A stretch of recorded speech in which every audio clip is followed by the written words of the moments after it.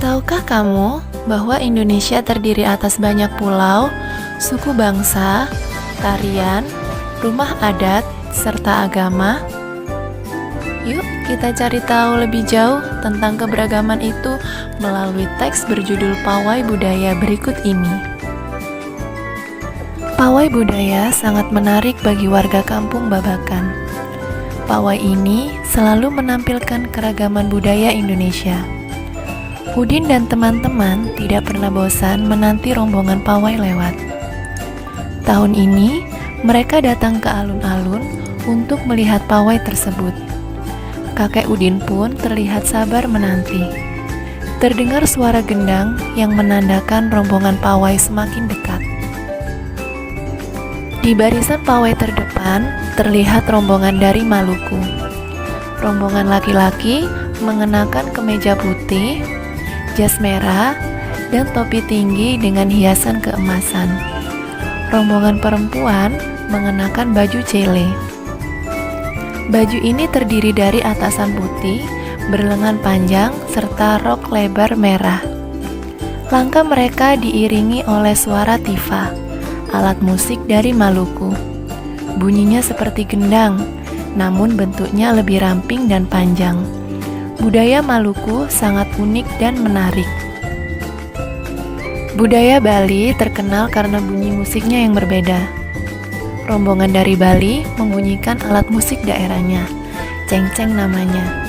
Alat ini berbentuk seperti dua keping simbal yang terbuat dari logam. Nyaring bunyinya ketika kedua keping ini dipadukan. Rombongan dari Bali diikuti oleh rombongan dari Toraja. Wanita Toraja memakai pakaian adat yang disebut baju puku. Rombongan laki-laki menggunakan pakaian adat yang disebut sepa talung buku. Rombongan Toraja membunyikan alat musik khas mereka, Pak Pompang namanya. Alat musik ini berupa suling bambu besar yang bentuknya seperti angklung. Unik bentuknya, unik pula bunyinya. Budaya Toraja sangat menarik untuk dipelajari. Udin dan teman-teman senang melihat pawai budaya. Selalu ada hal baru yang mereka perhatikan setiap tahun. Pakaian adat dari berbagai suku di Indonesia selalu menyenangkan untuk diamati. Benar kata Ibu Udin, kebudayaan Indonesia memang sangat beragam, kaya, dan mengagumkan. Menurut kalian, ada berapa paragraf sih dalam teks yang baru saja kita baca? Benar, dalam teks tersebut terdapat 5 paragraf. Kalimat pertama suatu paragraf harus ditulis agak masuk ke dalam. Coba kalian perhatikan lagi teks berikut. Penulisan kalimat pertama ini agak masuk ke dalam, sehingga disebut paragraf pertama. Kalimat pertama berikut ini juga ditulis agak masuk ke dalam, sehingga disebut paragraf kedua. Dan yang ini juga ditulis agak masuk ke dalam, sehingga disebut paragraf ketiga.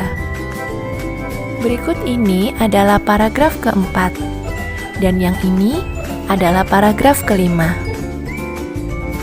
Sekarang coba kita perhatikan paragraf ke-1.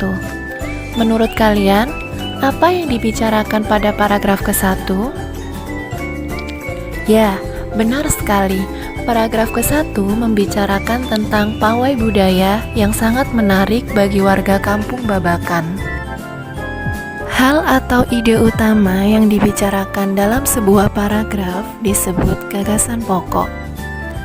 Sedangkan uraian atau tambahan informasi untuk gagasan pokok disebut gagasan pendukung.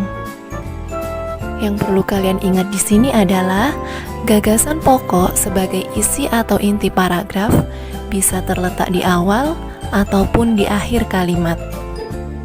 Apabila gagasan pokok dan gagasan pendukung paragraf ke-1 dimasukkan ke dalam diagram, maka akan terlihat seperti berikut ini. Selanjutnya, untuk paragraf kedua sampai paragraf kelima, silahkan kalian kerjakan di buku tugas kalian seperti contoh diagram ini.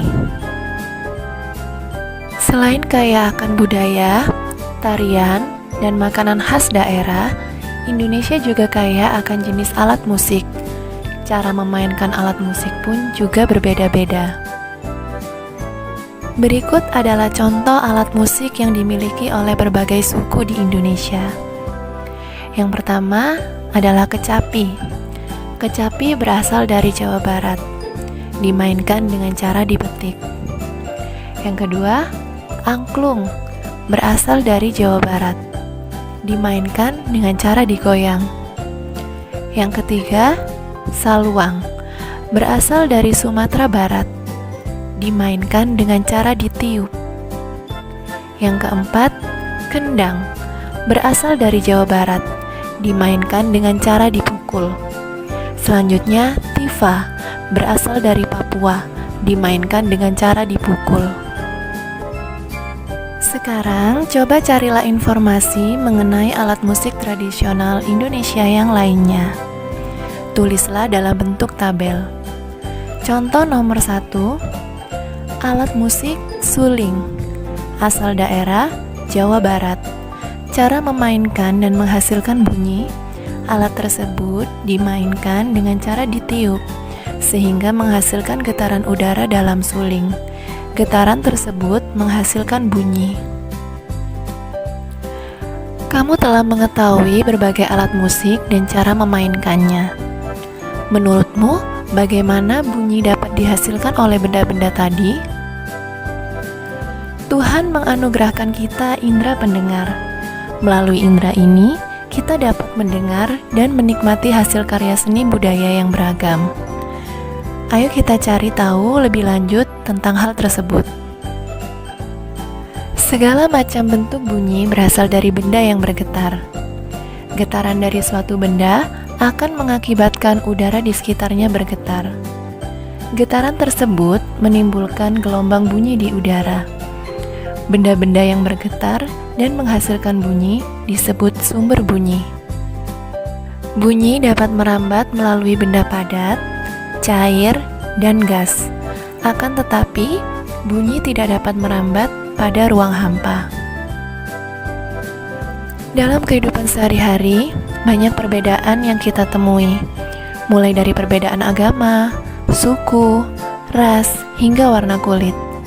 Sebagaimana halnya sebuah permainan musik yang terdiri atas berbagai alat.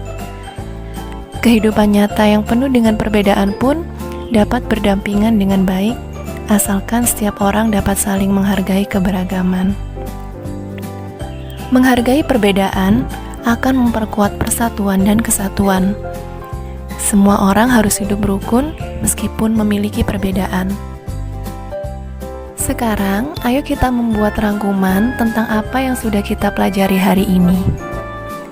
Hari ini kita sudah belajar tentang gagasan pokok dan gagasan pendukung dalam teks. Kemudian kita juga belajar tentang alat musik tradisional Indonesia. Dan kita juga sudah mengetahui apa itu sumber bunyi. Sekarang, coba jawablah beberapa pertanyaan berikut. Yang pertama, apa yang dimaksud dengan gagasan pokok dan apa yang dimaksud dengan gagasan pendukung? Yang kedua, sebutkan 5 contoh alat musik tradisional Indonesia. Yang ketiga, apa yang dimaksud dengan sumber bunyi dan berilah 3 contohnya. Demikian pembelajaran kita hari ini. Semoga bermanfaat untuk kita semua. Terima kasih telah menyaksikan video di channel media pembelajaran kita.